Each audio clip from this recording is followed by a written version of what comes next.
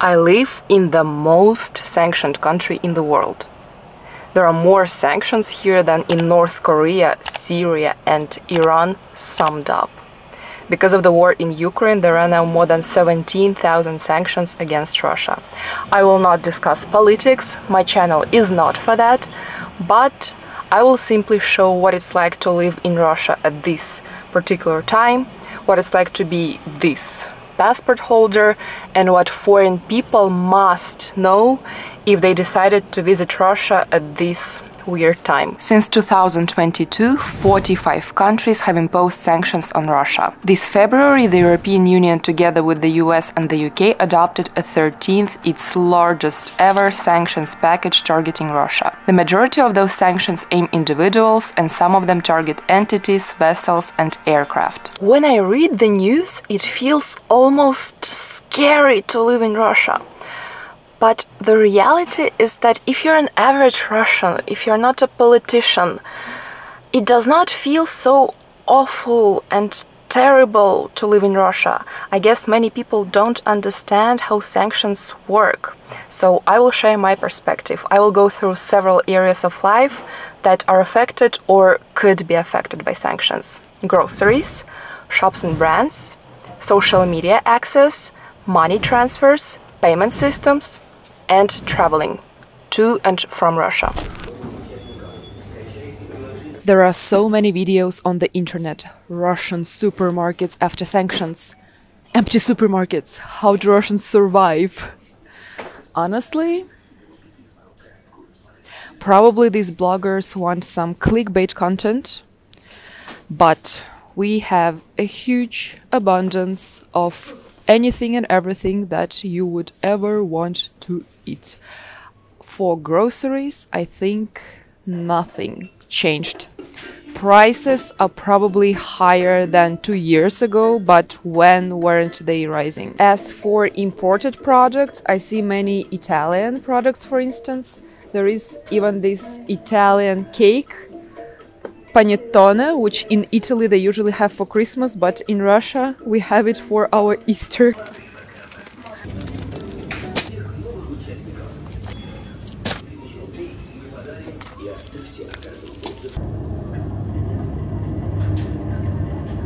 So it's totally a myth that we have empty supermarkets or food shortages. Even if we had only domestic products from Russia, I think it's impossible. None of the European Union sanctions adopted against Russia prevent the supply of agri-food. They don't target the agricultural and food products. Sanctions mainly target the Russian political elites and focus on limiting Russia's access to military technologies, such as drones, for example. And they focus on decreasing Russia's economic ability to wage war. As for groceries, you can see that everything is all right.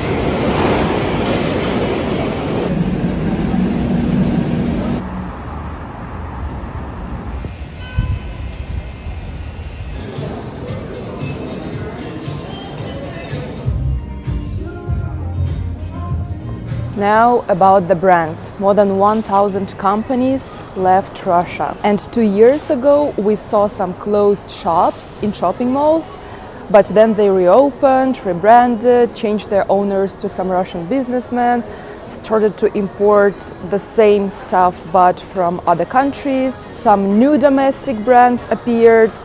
Some brands stayed in Russia, stayed the same. Let's have a walk in this mall and see what changed. McDonald's rebranded to Вкусно и точка, or Tasty and that's it. And now it's owned by an entrepreneur from Siberia. Basically, it's the same cafe, but Mac prefix was removed from the names of the dishes. In a Happy Meal, there is now a choice between a book and a Russian character Masha. Starbucks became Stars, and now it's owned by a Russian rapper Timothy. I never liked Starbucks coffee and not a fan of Stars as well. KFC became Rostix, and now it's owned by some businessman from Udmurtia region. Domino's Pizza became Domino Pizza. They literally just changed one letter to a Cyrillic one, and now the chain is also owned by a rapper Timothy. Coca-Cola became Dobry Cola, which is translated as kind cola. They also added flavors of a vanilla and gingerbread. Fanta became Kind Orange. and Sprite became kind lemon. Schweppes turned into rich tonic. Mars company that includes products like Snickers, Twix, Bounty, Milky Way, Orbit are supposedly left, but all the products are still here. What else? IKEA became Belarus-based furniture outfit Sweat House. Sephora was sold to a local management and was renamed to Ile de Beauté. Zara is now MAC and owned by a company from the UAE. L'Occitane literally just changed its letters to a Cyrillic alphabet. Apple Store became Restore and they import electronics under the parallel import scheme. And there are hundreds more clothes brands, restaurants, hotels, home appliances and electronics, cars, airplanes, magazines, entertainment services and other companies that left Russia. But now they got some rebranding treatment. You get an idea. The next aspect is social media. The Russian government banned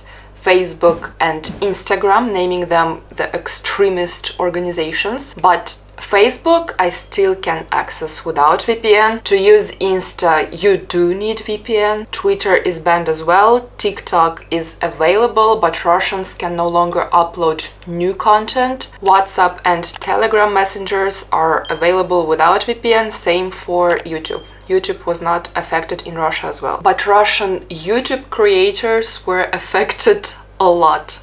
I feel like for the last 2 years, only 50% of the time I do something creative, make videos, actually work on my channel, and other 50% I spent on overcoming sanctions, trying to get monetization, finding different ways. Also, many companies don't want to work with creators from Russia, but it's been 2 years and I'm still here, so. But for average users, you can watch YouTube from Russia. You will not see ads if you watch videos from Russia. That's why many Russian creators lost their monetization on YouTube. As for anything else, you can access any website, read any news, and if you are smart enough, you read the news from all the sites from Russia, US, Europe, and then make your own conclusions. So, I named all these sanctions, and as you can see, life here is not affected that much. Maybe it will be more feasible in the future, we will see. But if you're an average Russian, life here is kind of the same. But when you want to travel abroad as a Russian, that's when you start getting troubles. Russia was switched off from SWIFT system. We can still use cards inside the country. We have Russian Mir system instead of Visa or MasterCard. We can even use our phones to pay with Mir Pay or by QR codes. But Russian cards don't work anywhere outside of Russia. So if we have to go to other countries, we need to bring a lot of cash or open a bank card in another countries, which is not always easy. So yes, Russians can go abroad, can go anywhere, but it's just very difficult to travel when you can't use a card. You have to bring lots of cash or find other ways.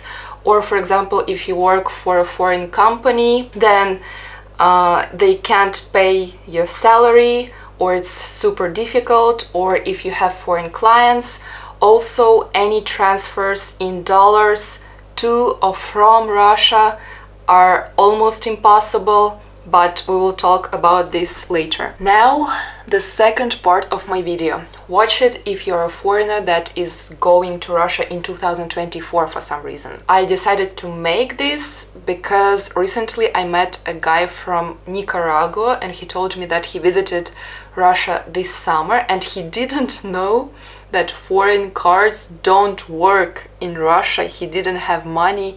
He slept on a bus stop for several nights.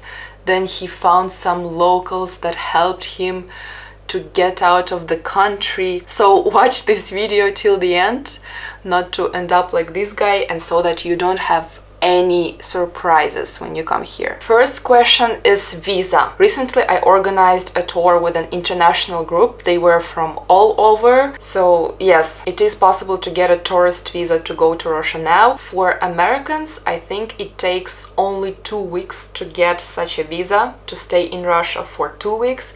If they want a 3-year visa, and I think they can stay 6 months uninterrupted in Russia. They just need an invitation letter from a tour company or just make a reservation in a hotel just for several days and then get an invitation letter from this hotel. Or actually now there are special websites and hotels that provide a service where you can get an invitation letter. So Americans can even get this tourist visa for 3 years. Now many direct flights from the West, from the US, Europe to Russia don't function anymore, but foreigners usually fly to Russia through Turkey, Dubai or Georgia. Overall, getting a tourist visa shouldn't be a problem for any nationalities. For instance, recently one of subscribers of my channel from Australia sent me his video of him in Russia. I was touched so much and I want to share it here. There she is, Elbrus. She's the one who got me here with a little inspiration from Ellie from Russia. She's a very inspiring young girl who does amazing things all around the world, and her video, 2 videos on Elbrus to come to this beautiful country called Russia. And I've met so many beautiful Russian people, honestly. They are just got the biggest hearts, so kind. They've helped me travel all over Russia. Book flights, book train tickets. It's just amazing. Payments. Foreign cards don't work in Russia. Visa or a MasterCard issued abroad will not work here. You will not be able to pay in a shop, in a cafe. You will not be able to withdraw at ATM. Nowhere. Please remember this. So if you come to Russia, you will need to bring lots of cash, and then here you can exchange at some exchange points or any bank from euros or dollars, yuan or some other main currencies. You can exchange to rubles and then use it. Or when you already come here, you will be able also to open a bank account in Russia. It's a super easy process. You will just need your passport, and as a foreign citizen you can also open a bank account. For instance, my Italian friend said that it takes less than 1 hour. You just go to a bank with your passport and you can have your bank card super fast. For instance, you can use such banks as Tinkoff. This one you can even open remotely through the app. I think this is the most convenient bank in Russia. Also, to withdraw money at ATM, you will not have commission at any ATM. It's like their feature. Other popular banks that we have: Sberbank, Raiffeisenbank. About money transfers, SWIFT system is switched off in Russia. PayPal or any other foreign payment transfer systems are banned here in Russia. I mean, they banned Russia. So now I only found 2 banks in Russia that accept transfers in dollars. It took me a long time to find it, and I'm going to share it with you. These banks are Chelyabinvestbank and Moskommertsbank, and they do accept transfers in dollars and they have no commission. There is Raiffeisenbank. It accepts transfers in dollars as well, but with a 50% commission. So those 2 banks are the only ones without a commission that still accept dollar transfers to Russia as of April 2024. Another option is to find Facebook or Telegram groups to swap money with other people, but you will need to have accounts in these 2 countries. For example, a person from Australia needs Australian dollars and you send him Australian dollars, but he also has an account in Russia and he sends you rubles. Another option is to send money, as they call now, friendly countries.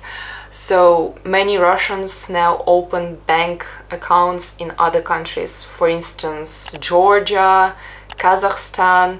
Now we even have a special service to open cards remotely. You don't even need to leave Moscow Russia, and you open this card remotely and they deliver it to you on the next day. It's super fast.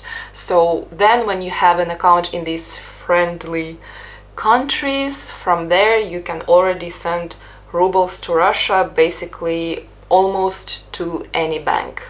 It's difficult to make dollar or any other currency transfer, but it's easy to make a transfer in rubles. So for example, if you have a card in Kazakhstan, you can keep money there in tenge, dollars, rubles, and then you can send your rubles to Kazakhstan or from Kazakhstan or to any friendly country, and then from this country, which is not sanctioned, you can do what you want with this money. Now, let's imagine that you arrived in Russia.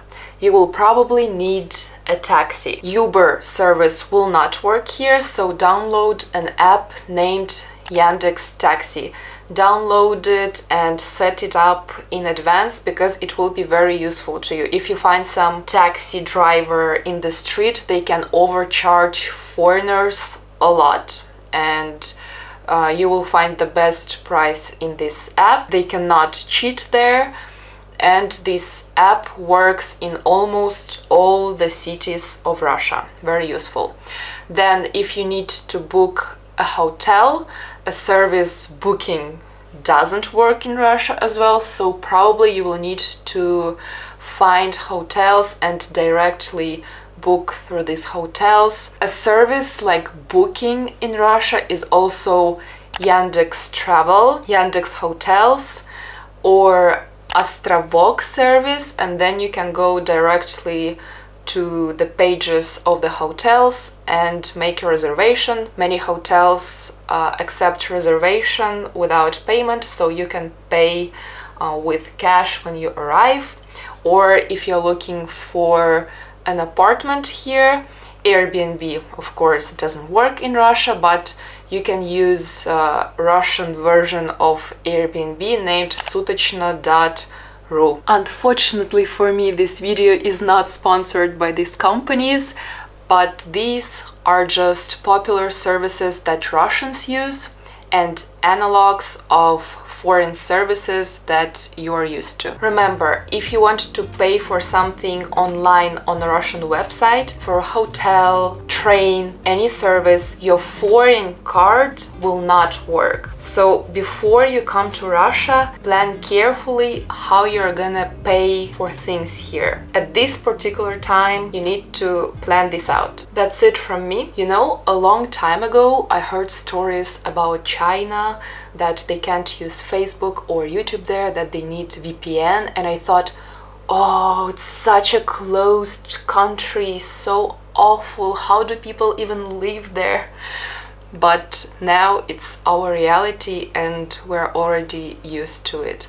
And to sum up, if you're an average Russian receiving your salary in Russian rubles, and if you don't travel abroad, then life is kind of normal for you.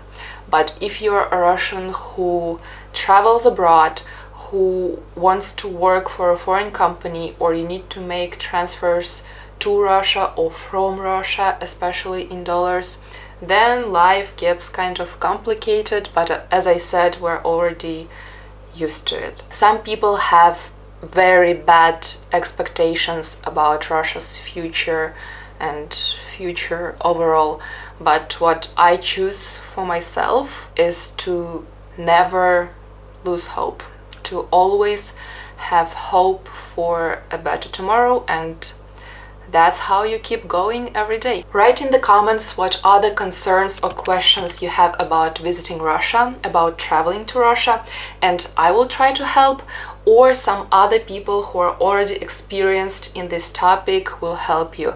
Let's create such a space in the comments where we can share our experiences on these complicated topics and where anyone can find advice or a tip. I hope that this video was useful, and see you in my next video.